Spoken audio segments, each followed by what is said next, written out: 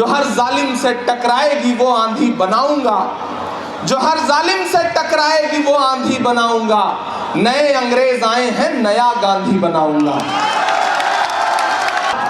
कहाँ सोया है चौकीदार, गैस सिलेंडर की कीमत भी 1000 के पार। कहाँ सोया है चौकीदार, कहाँ सोया है चौकीदार। कि चाय बेचने वाला पूरा भारत बेच रहा है। सच बोल रहा हूं कि नहीं बोल रहा हूं? सच बोल रहा हूं कि नहीं बोल रहा हूं? कि रेल बिक गई, तेल बिक गया, बिका हवाई अड्डा। सब कुछ बिकता देख के खुश हैं अपने जेपी नड्डा।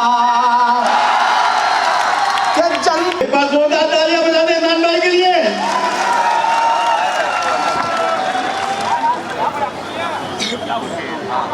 पहली बार आपके दयारे मोहब्बत में हाजिर हुआ हूँ।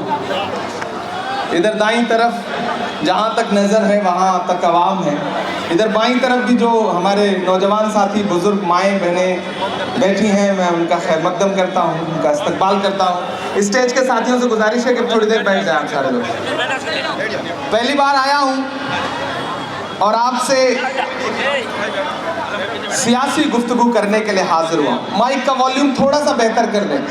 ये एक ऐसा दौर है जब भाजपा की सरकार चाहती है कि किसी की आवाज़ ना निकले। ऐसे वक्त में मैं चाहता हूं कि अलल ऐलान बोला जाए तो ज़्यादा अच्छा रहेगा, कोई आवाज़ ना दबा सके हमारी। मेरे भाई, आने वाले 5 तारीख को आपको गुजरात के मुस्तकबिल का फैसला करना है। हमारे साथी भाई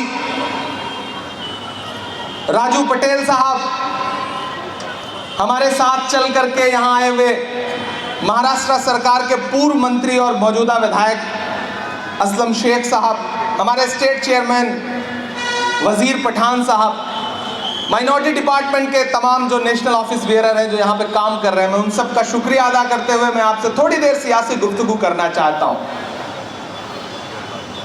झील में पानी बरसता है यहाँ गुजरात में, खेत पानी को तरसता है यहाँ गुजरात में। मेरे भाई, 27 साल से जो गुजरात की बदहाली है, जो गुजरात की बेहाली है, ये इलेक्शन उसका जवाब मांगने का इलेक्शन है। मेरी माओ बहनों, आपको याद होगा नरेंद्र मोदी जी का वो नारा कि ना खाऊंगा ना खाने दूंगा। तो इस नारे में जो पहला शब्द है कि ना खाऊंगा, वो तो वो भूल गए, लेकिन न खाने दूंगा ये उनको याद रहा और वो पूरे देश को खाने नहीं दे रहे।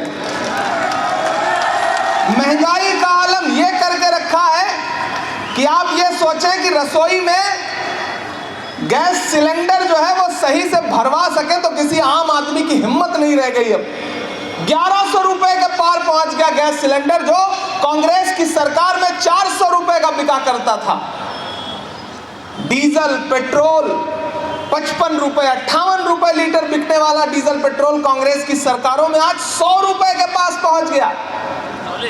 और मौजूदा सरकार ये कह रही है कि हमने देश को अच्छे दिन दिए। ये कैसे अच्छे दिन है भाई? मैं तो ये अच्छे दिनों को देख करके शायर हूं तो हर जगह जाके ये 4 मिसरे पढ़ता रहता हूं कि मोहब्बत भाईचारे के दीवाने दिन ही लौटा दो। मैं सीधे उन्हीं से कह रहा हूं कि मोहब्बत भाईचारे के दीवाने दिन ही लौटा दो। वो सस्ती दाल सब्जी के सुहाने दिन ही लौटा दो। ये अच्छे दिन तो अंबानी अडानी को मुबारक हो। हमें ऐसा करो साहिब पुराने दिन ही लौटा दो। हमें ऐसा करो साहिब पुराने दिन ही लौटा दो। बैजलपुर वालों, कांग्रेस ने बहुत सोच समझ के, बहुत तलाश करके एक ऐसा प्रत्याशी आपके बीच में भेजा है जो आपके मुद्दों पर आपके बीच में खड़ा रहता है, जिसका किरदार साफ सुथरा है, शरीफ इंसान है। मैं आज उनके सामने आपके पास तकरीबन 1500 किलोमीटर से अपना दामन फैलाने इसलिए आया हूं कि यह चुनाव बहुत अहम चुनाव है। इस मुल्क में दो ताकतें हैं। एक ताकत वो है जो सोचती है कि मुल्क उसकी तानाशाही से चलेगा, मुल्क उनकी मर्जी से चलेगा, लेकिन एक तरफ वो ताकतें खड़ी हैं जो ये कह रही हैं कि मुल्क डॉक्टर बाबा साहब भीमराव अंबेडकर के संविधान से चलेगा, जो ये कह रहे हैं कि मुल्क महात्मा गांधी के विचारों से चलेगा, मौलाना आजाद के सपनों से चलेगा, ये मुल्क पंडित जवाहरलाल नेहरू के ख्वाबों से चलेगा। और उसी मिशन को लेकर के, उसी ताकत को लेकर के नफरत के खात्मे के लिए एक शख्स है जो पिछले 83 दिन से हर रोज 25 किलोमीटर पैदल चल रहा है कन्याकुमारी से कश्मीर तक, जिसका नारा क्या है कि नफरत छोड़ो भारत जोड़ो। एक तरफ जब हुकूमतों में बैठे हुए लोग पूरे मुल्क में नफरत फैलाने में लगे हैं, ऐसे वक्त में एक अकेला नेता इस देश में जो सीना ठोक के कह रहा है कि मैं आरएसएस की नफरत की राजनीति के खिलाफ खड़ा हूं।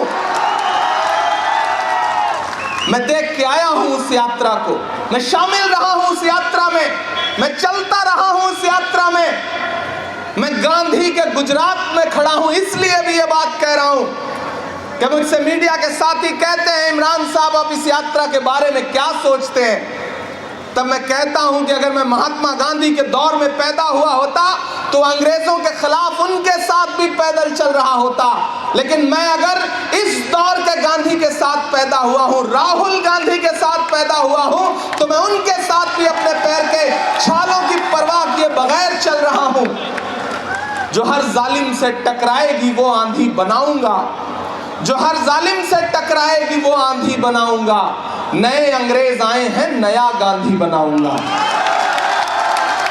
नया गांधी, इस दौर का गांधी अपने पांव के छालों की परवाह किए बगैर 2000 किलोमीटर से ज्यादा चल चुका है, सिर्फ इसलिए कि मुल्क में भाईचारा आए, मोहब्बत आए, प्यार आए। मेरे भाई, 5 दिसंबर को आपको ईवीएम की कतारों में खड़े होना है, पोलिंग बूथ पर जाना है, तो जब जाइए तो बुनियादी मुद्दों को याद करके जाइए। याद करिएगा, बटन दबाने से पहले ये याद रहे कि आपके इसी सूबे में 135 से ज्यादा लोगों ने अपनी जान इसलिए गंवा दी क्योंकि भ्रष्टाचार की वजह से एक ऐसा पुल जिसका रखरखाव किया जाना था वो पुल ढह गया और 135 लाशें बिछ गईं। ये याद रखिएगा, लेकिन उससे ज्यादा ये बात याद रखिएगा कि जब 135 लाशें बिछी थी, मोरबी में कफन सिले जा रहे थे, तो हुकूमत का फर्ज ये था कि पूरा प्रशासनिक अमला, मुख्यमंत्री, प्रधानमंत्री जी खुद यहां थे, वो सारे के सारे मोरबी में मौजूद होने चाहिए थे। लेकिन अफसोस, देश का हाकिम दिन में 3 बार कपड़े बदल के उद्घाटन कर रहा था। याद रखिएगा इस बात को, याद रखिएगा इस बात को। असलम साहब मुंबई से आए हैं, वो मंजर याद रखिएगा कि शाहरुख खान के बेटे आर्यन के पास से 5 ग्राम ड्रग्स की बरामदगी दिखा करके टीवी चैनलों पर सरकारी एजेंसियों ने जो तमाशा करवाया था उसे याद रखिएगा। लेकिन फिर यह भी याद रखिएगा कि इसी गुजरात के मुद्रा पोर्ट पर हजारों हजार करोड़ के ड्रग्स पकड़े गए और मीडिया में बात तक नहीं हुई। याद रखिएगा, याद रखिएगा।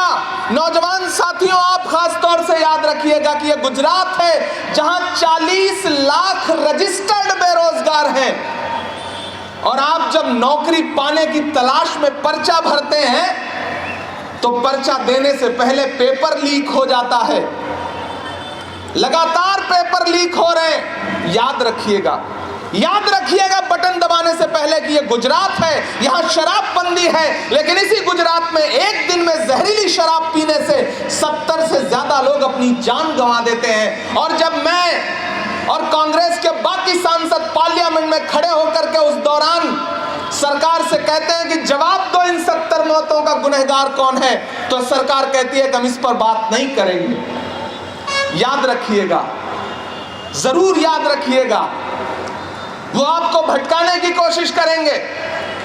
वो उनका एक मुख्यमंत्री आएगा, वो कहेगा कि राहुल गांधी की दाढ़ी तो सद्दाम हुसैन से मिलती है।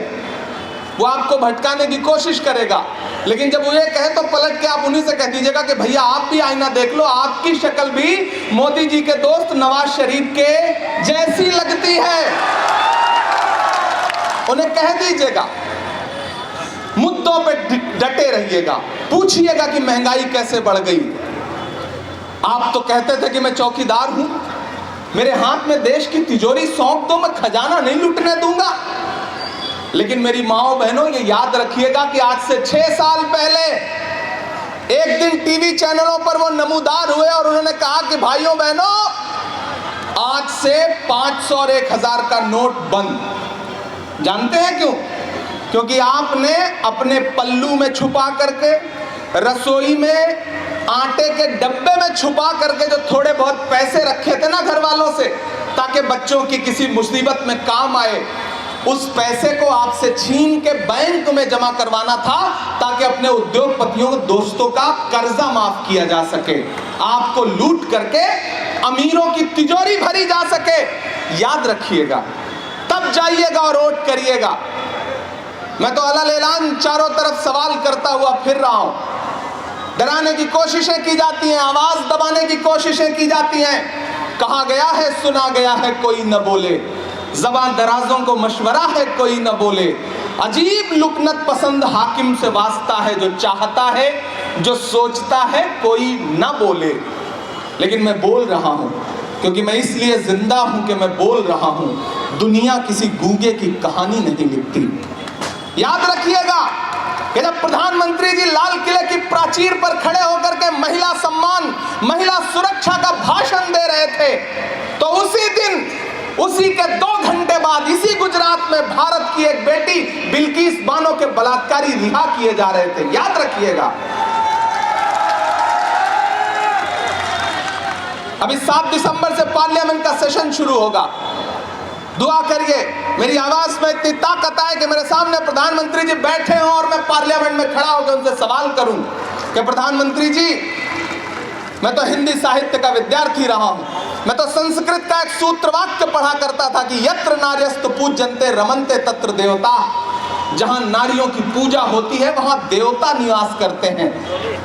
लेकिन मुझे अफसोस है कि जिस देश में नारियों की पूजा होने पर देवता निवास करते थे, वहां नारियों की पूजा छोड़िए बलात्कारियों की पूजा हो रही है और प्रधानमंत्री जी चुप हैं। भारत की बेटी के लिए उनके पास एक शब्द नहीं है बोलने के लिए।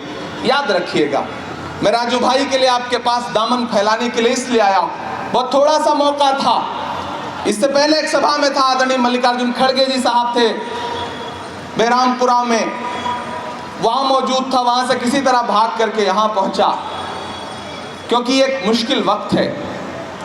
जिस गुजरात के विकास का ढिंडोरा पूरे देश में पीटा गया, उस गुजरात के विकास का सच जानना है तो मुझे सुनो आप। ये वो गुजरात है जहां सड़कों की हालत ऐसी है कि सड़क में गड्ढे या गड्ढे में सड़क है, आप अंदाजा ही नहीं लगा सकते।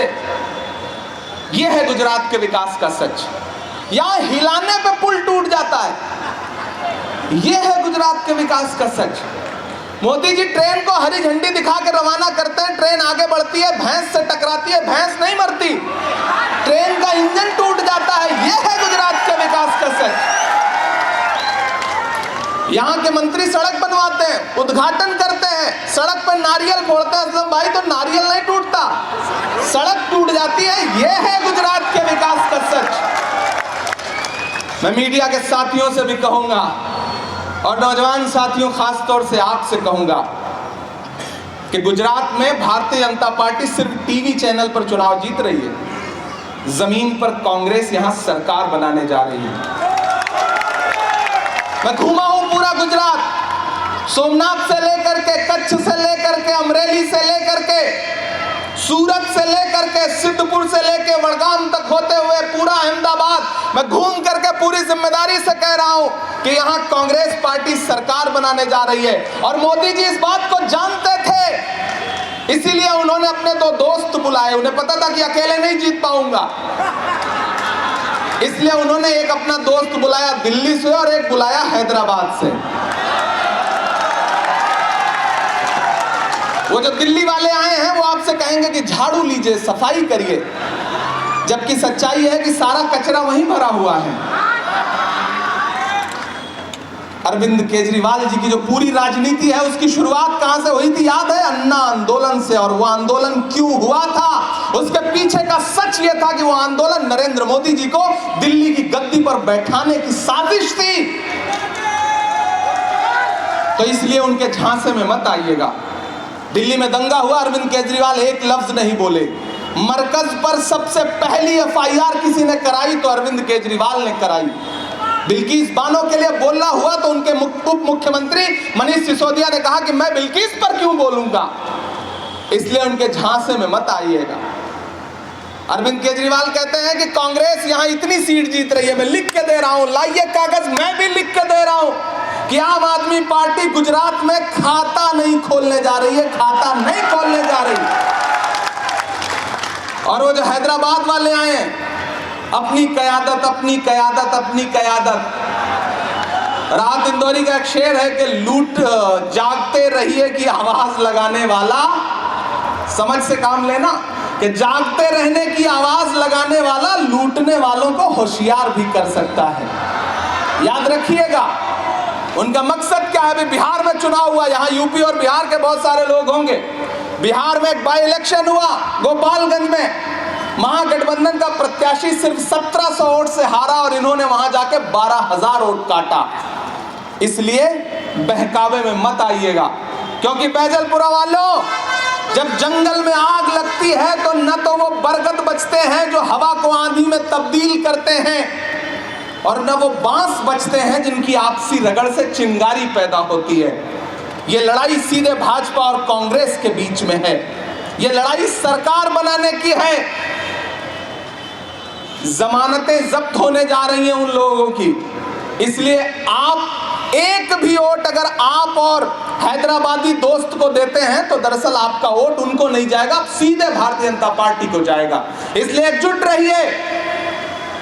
राजू भाई शानदार आदमी है, इतने शानदार हैं कि जब ये प्रत्याशी बने तो यहां जो मौजूदा विधायक थे उनको भागना पड़ा, छोड़ करके भागना पड़ा ना। तो इसका मतलब हमारा वाला जो है वो ज्यादा दमदार है, मैदान पहले ही छोड़ के भाग गए वो, इसलिए दूसरा ढूंढ के लाया गया। तो अगर आपने साथ दे दिया तो राजू भाई को चुनाव जीतने से कोई रोक नहीं सकता। वक्त की पाबंदियां हैं। मैं जानता हूं आप शायरी भी सुनना चाहते हैं, नहीं सुनाऊंगा तो आप नाराज हो जाएंगे। मैं तो शायर हूं, सांसद बाद में हूं, पहले शायर हूं। तो मैं तो चारों तरफ जा करके हमेशा महंगाई देखता हूं, माओं को अपने घरों में रसोई में आटा चावल दूध दही खरीदने के लिए परेशान देखता हूं। तो मैं तो पूछ लेता हूं उनसे कि कहां सोया है चौकीदार, कहां सोया है चौकीदार।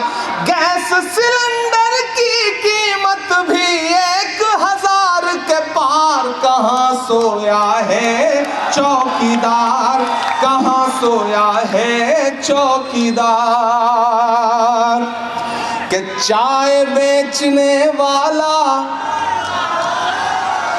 देखिए मैं शायर हूं तो मुझे छूट है, मैं कह सकता हूं, मुझे हक है। मैं तो सोच रहा हूं मैं किसी दिन संसद में भी खड़ा होकर ये नज्म उनको जरूर सुनाऊंगा कि चाय बेचने वाला पूरा भारत बेच रहा है। सच बोल रहा हूं कि नहीं बोल रहा हूं? सच बोल रहा हूं कि नहीं बोल रहा हूं? इधर जो लोग खड़े हैं आपका भी समर्थन चाहिए मुझे कि चाय बेचने वाला पूरा भारत बेच रहा है। इसी काम में हासिल से महारत बेच रहा है। रेल बिक गई, तेल बिक गया, बिका हवाई अड्डा। अब तैयार है ना बैजलपुरा वालों कि रेल बिक गई, तेल बिक गया, बिका हवाई अड्डा। सब कुछ बिकता देख के खुश हैं अपने जेपी नड्डा। कि जनता महंगाई की मारी करती हाहाकार, कहाँ सोया है चौकीदार, कहाँ सोया। राजू भाई इधर आइए, इधर आइए। जैसे हम चौकीदार को तलाश रहे हैं आप भी देखिए। ये मैं इनसे कभी मिला नहीं था, लेकिन इनके लिए मुझे कुछ ऐसे जिम्मेदार लोगों के फोन आए कि इमरान साहब अगर गुजरात में हैं तो बैजलपुर जरूर जाइए। और जब मैंने इनकी तारीफें सुनी तो मुझे लगा कि मुझे जरूर जाना चाहिए। मैं इनके लिए आपके बीच में आया हूं। इधर असलम भाई बैठे, असलम भाई आप भी आइए ना 1 मिनट के लिए, इधर आइए।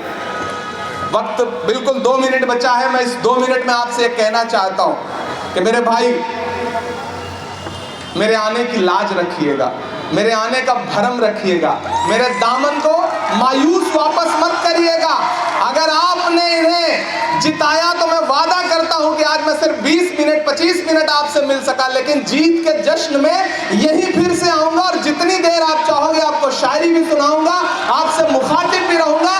मैं चाहता हूं कि एक एक हाथ उठा करके राजू भाई को यह एहसास दिलाइए कि आप इनके साथ खड़े हैं, इनका समर्थन कर रहे हैं। एक बार फिर से आप सारे लोगों का बहुत शुक्रिया।